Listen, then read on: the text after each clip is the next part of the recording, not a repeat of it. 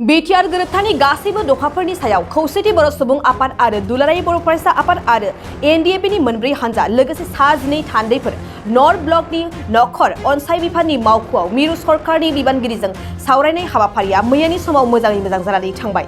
BTR एकर्डनि खामानि दासिमबो बेसेबां मावखो आरो मा आद्रा दंबावो बेखौ मैयानि समाव गेबेङै सावरायनाय जायो होननानै खौसेथि बर' सुबुं आफादनि गाहाय नेहाथारि मुस्रि पीताम्बर ब्रह्म बिथाङा मिथिहोयो।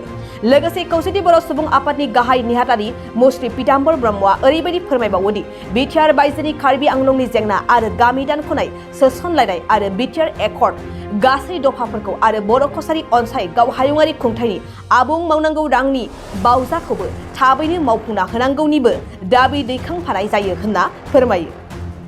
मैया बेलासिनि 4 बाजियाव दिल्लीनि नर्थ ब्लक हम एफेयार्सनि मावख'आव एनि रिजननि एडिशनेल सेक्रेटारि मानगोनां पियुष गोयल आरो एके मिश्र बिथांमोनजों बिटिआर एकर्ड बे एकर्डनि सायाव जोङो सावरायनायाव जोङो दुलाराय बर' फरायसा आफाद, खौसेथि बर' सुबुं आफाद आरो एनडिएफबिनि मोनब्रै हानजा गासै जोङो जयै बिटिआर एकर्डनि दासिम बेसेबां मावखो आरो मा आद्रा दंबावो बिनि सायाव गेबेङै सावरायलायनायाव गोबां बाथ्रायानो ओंखारदों। जोंनिफ्राय मिरु सोरखारनि मानगोनां बिबानगिरि बिथांमोनखौ बुंदों जे जेसेबांखिनि आद्रा दंबावो बिटिआर एकर्डनि मावनो खोब थाबैनो मावनांगौ आरो बिसेसके जोंनिफ्राय स्ट्रेस होनानै माखासे इस्युसफोरनि सायाव बुंदों, जेरै कार्बि आंलंनि इस्यु, बेनिफ्राय बाउन्डारि एक्सटेनसन आरो गामि दानख'नाय आरो सोसननाय बिनि सायाव आरो बिनि अनगायै बिटिआर एकर्डनि गासैबो दफा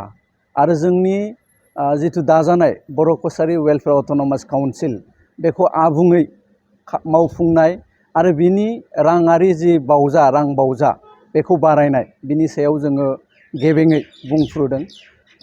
सोरखारनि बिबानगिरि मानगोनां बिथांमोनहा जोंनो खोथा होदों खोब थाबैनो गासैबो जिखिनि मावनो दङ बिटिआर एकर्डनि बे गासैखौबो मावफुंनायनि।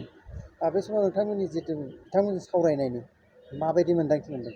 जोंनिफ्राय खोब आसाबादि आरो पजिटिभ मोनसे डाइरेक्सनाव थांगोन होननानै जोंनिफ्राय सानदों। आरो पियुष गोयलआ गाव खोब इन्टारेस्ट होनानै मैया जोंनि बाथ्राफोरखौ खोनासंदों आरो जिथु मावनो गोनां हाबाफारिफोर बे हाबाफारिफोरखौ लानानै मोनफ्रोमबो सेसनाव मोनफ्रोमबो रायलायनाय गावसिनि अफिसार गेजेर लेभेलनि सावरायनाय बे सावरायनायाव गाव बाथ्राफोरखौ दैखांबाय थायो होननानै जोङो मैया खोन्थादों आरो जिखिनि मावनांगौ अफिसार्सफोरखौ लानानै मैया बिथांमोना गोबां आयदाफोरनि सायाव गावनि बिबानारिफोरखौ बिबान होदों, जिखिनि बाथ्राखौ स्टेटजों सावरायनानै थिग खालामनांगौ बेफोरखौ सावरायनायनि थाखाय बिथाङा बिथोन होदों। बाइक अनसायगिरिफोरनि थाखाय मोनसे मोजां खौरां।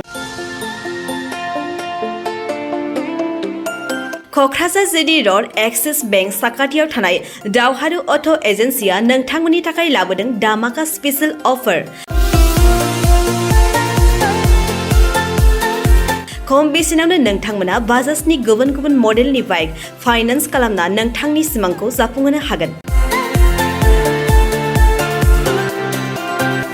13,800 रांनिफ्राय जागायना 19,500 रांजों नोंथाङा बाजाजनि गुबुन गुबुन मडेलनि बाइक जेरै प्लाटिना, पालसार बायदि गुबुन गुबुन मडेलनि बाइक लानो हागोन।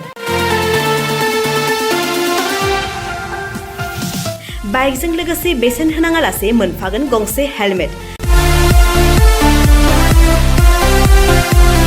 बाइगिरि बिथांमोना गोरलै राहाजों बाजाजनि फाइनान्स लिमिटेड नङाबा एक्सिस बेंक लिमिटेडआव फाइनान्स खालामनो हागोन। गोबांथार फोरमानलाइफोर गथायनो गोनांथि गैया, खालि फट' गांसे, पेन कार्ड, आधार कार्ड, भटार आइडि आरो सोलिबाय थानाय मोब्लिबनि बिल होयोब्लानो बे सुबिदाखौ लानो हागोन। गोबां मिथिनो थाखाय 8473883986 03661270550 9957644326 आव फन खालाम।